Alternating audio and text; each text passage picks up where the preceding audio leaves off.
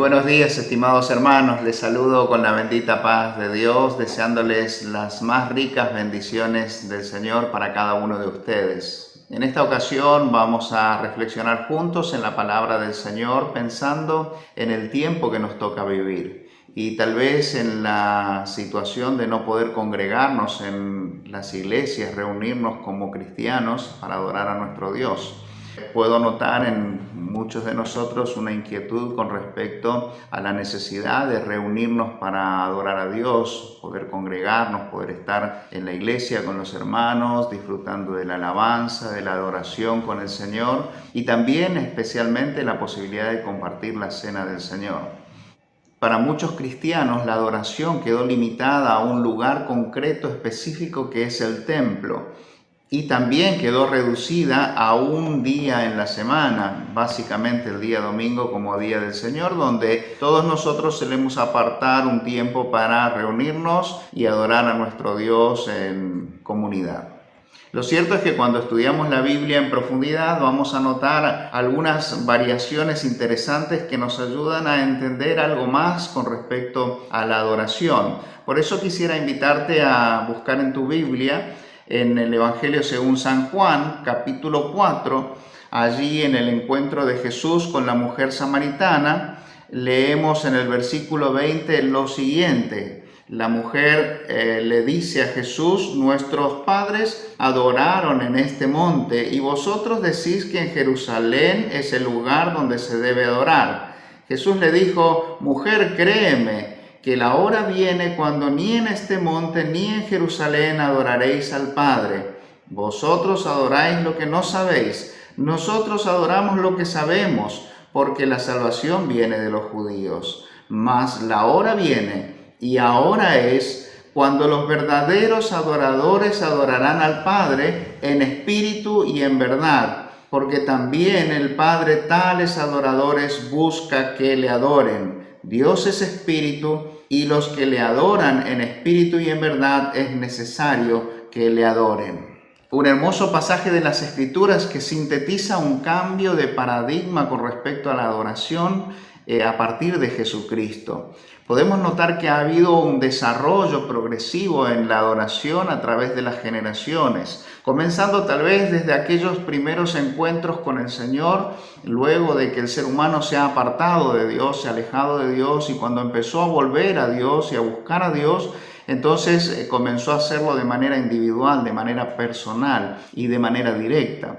Tenemos el caso de los altares, por ejemplo, en la antigüedad, donde de pronto una persona tenía un encuentro particular con Dios y en ese mismo lugar edificaba un altar como símbolo de su encuentro con Dios en aquel momento, pero a la vez como referencia de que en ese lugar está la presencia del Señor. Entonces, los que pasaban posteriormente por ese lugar reconocían que ahí alguien había adorado a Dios y que en ese lugar también se podía adorar a Dios. De modo que en ese primer momento podemos ver que la adoración era personal, era individual y directa frente a Dios, donde se invocaba a Dios de manera personal y directa para adorarlo, para bendecir, para agradecerle por alguna cuestión particular, para honrarle. Muchas veces las personas lo hacían de manera individual, pero representando a sus familias, por lo tanto había una representación comunitaria y había cierto sentido de mediación pensando también en la familia. Lo cierto es que con el paso del tiempo la situación fue cambiando. Posteriormente a esto, Dios establece el tabernáculo como lugar de adoración a Dios.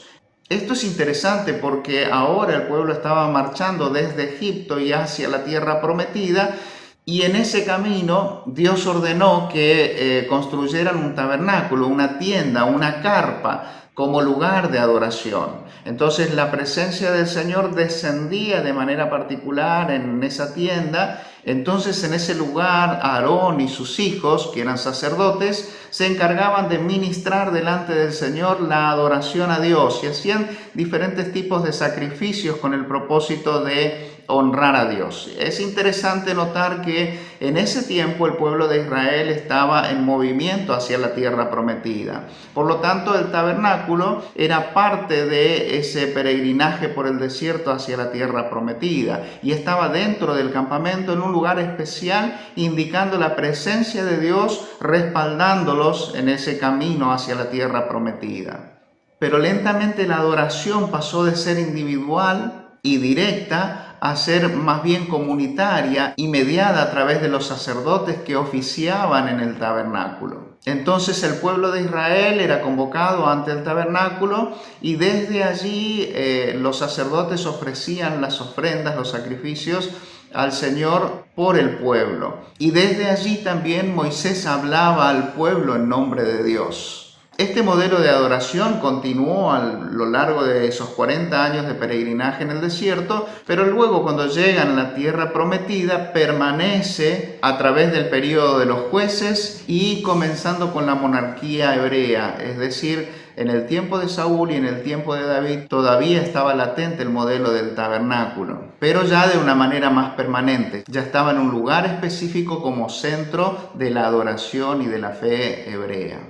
El tercer momento de la adoración a Dios lo encontramos en el contexto del templo de Israel, donde David prepara todos los materiales para edificar un templo a Dios por mandato de Dios y que sirviera como un centro religioso, social, comunitario para el pueblo de Israel. Es interesante notar que la adoración ahora se había definido en términos organizados, sistemáticos, y estaba directamente mediada por los sacerdotes. De modo que los sacerdotes se encargaban de oficiar los sacrificios delante del Señor.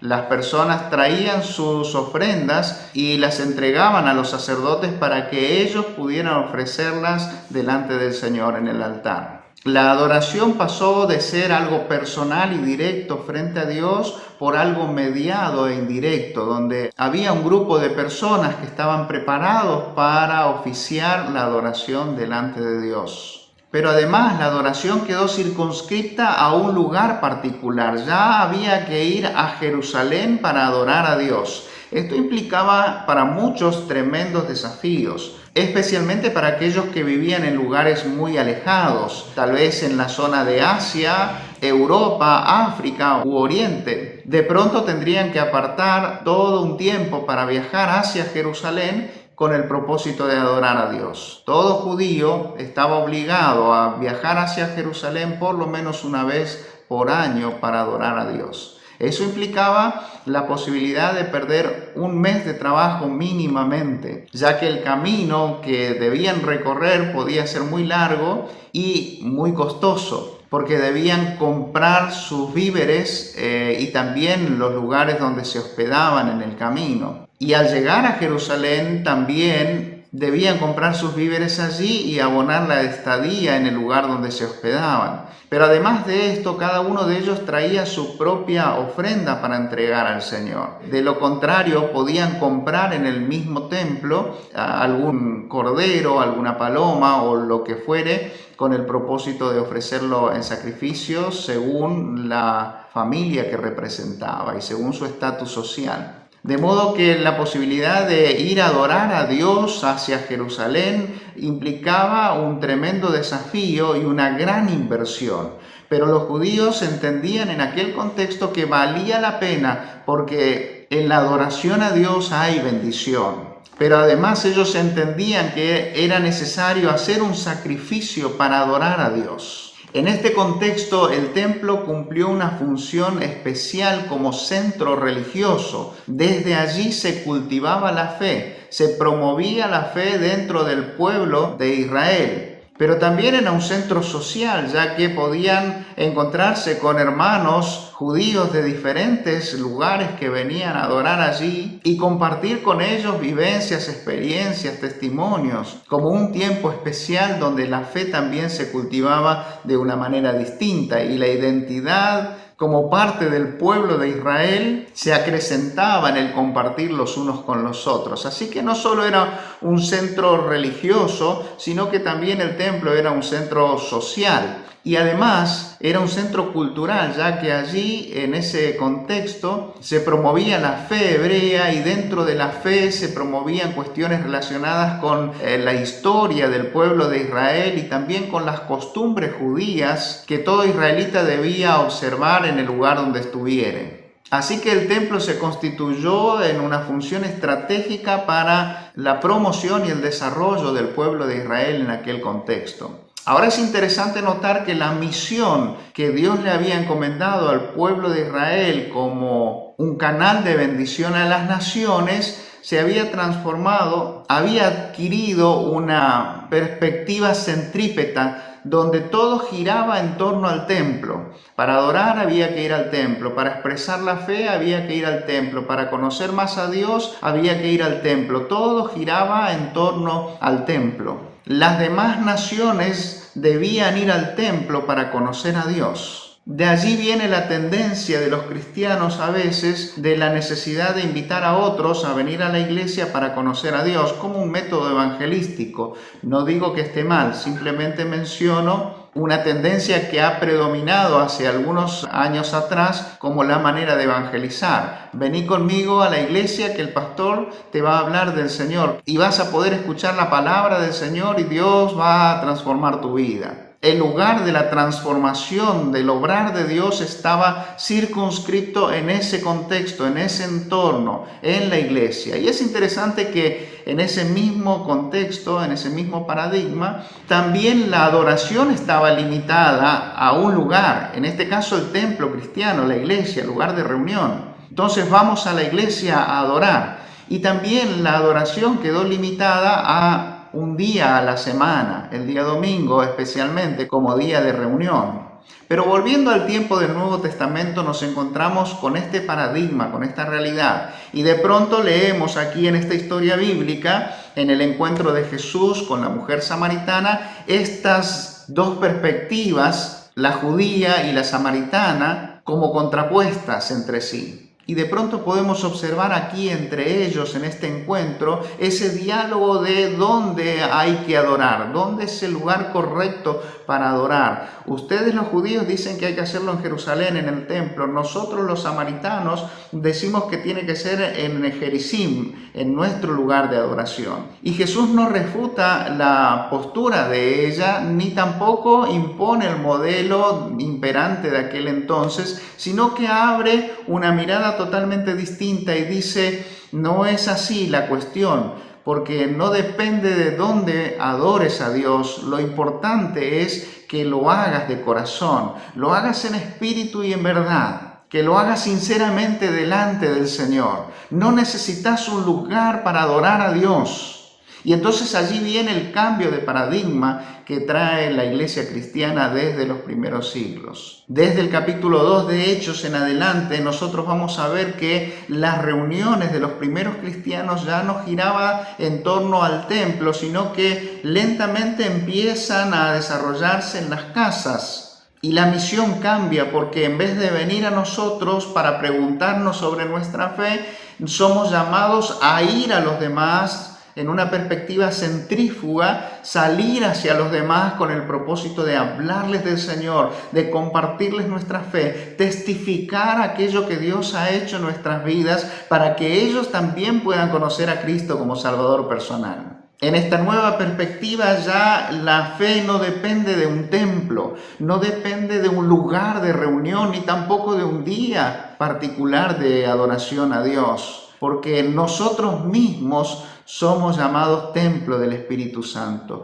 ¿Qué ha cambiado? Lo que ha cambiado es el trato de Dios con el ser humano a partir de Jesucristo. Y es que Dios se ha acercado a nosotros con el propósito de darse a conocer para que nosotros pudiéramos conocerle a Él y también arreglar nuestras cuentas con el Señor y así estar en comunión con Él, adorarle a Él de manera particular. Antes el Espíritu de Dios había descendido en el tabernáculo, como veíamos. Luego fue trasladado al templo como lugar de adoración, lugar sagrado. Allí había una habitación, el lugar santísimo, donde la presencia de Dios estaba de manera concreta, específica. Pero ahora el Espíritu Santo de Dios ha sido derramado en nuestros corazones, de modo que Dios está con nosotros y en cualquier lugar podemos adorar a Dios. No necesitamos tampoco de mediadores que intervengan por nosotros y medien delante de Dios nuestra adoración. El único mediador entre Dios y los hombres es Jesucristo hombre. Y nuestra adoración debe nacer de un corazón agradecido por las bondades y las misericordias de Dios. En este nuevo paradigma de adoración ya no son necesarios los sacrificios. Lo único que se necesita es experimentar el nuevo nacimiento por obra de Dios, una conversión, un cambio de vida, una entrega total, tomando la decisión de vivir para Dios. Hemos sido redimidos por obra de Dios a través de la muerte de Jesucristo. Él compró nuestras vidas. Le pertenecemos, somos propiedad privada suya y somos llamados por Él a vivir para Él y no para nosotros mismos. Así que el centro de la adoración es Dios mismo y el único que media nuestra adoración a Dios es Jesucristo. Por medio de Él podemos acercarnos al Padre para rendirle honor y gloria, alabanza y poder por los siglos de los siglos. Así que mis hermanos, pensando en esto, debemos tener en cuenta que lo importante es cultivar nuestra fe no a través de la religión, sino a través de una relación personal con Dios. La posibilidad de buscarle a Él con todo tu corazón, con toda tu alma, con toda tu mente, con todas tus fuerzas y donde te encuentres. Es cierto, necesitamos congregarnos, anhelamos estar juntos, vernos, abrazarnos, compartir experiencias, testimonios, celebrar juntos la Santa Cena, pero nuestra fe no depende de eso, sino de nuestra relación personal con Dios. Lo demás será el contexto, la manera, la forma en que podemos expresar nuestra fe y en todo caso será como una retroalimentación necesaria para poder seguir creciendo juntos en el Señor. Y en este tiempo que no nos podemos congregar, debemos aprovechar las oportunidades que Dios nos da para comunicarnos a través de estos medios y utilizar inclusive las redes sociales para compartir nuestra fe con personas que no conocen a Cristo como Salvador personal. Muchos lo están haciendo. Muchos comparten su testimonio con sus familiares y amigos en este tiempo.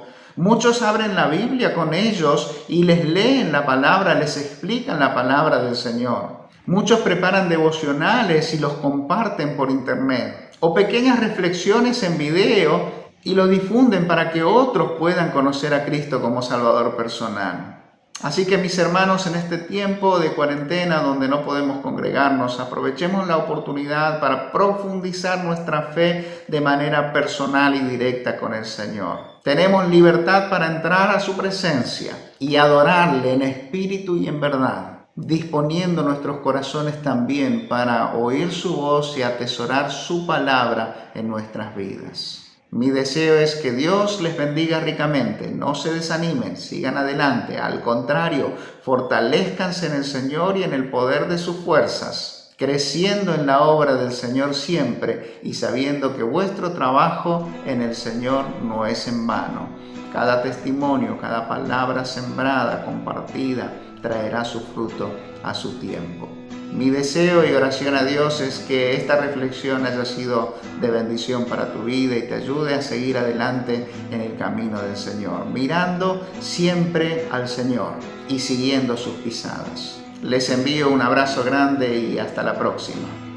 Oh, luz del mundo, bajaste a la oscuridad, mis ojos abriste, pude ver. Belleza que causa que mi ser te adore, esperanza de vida.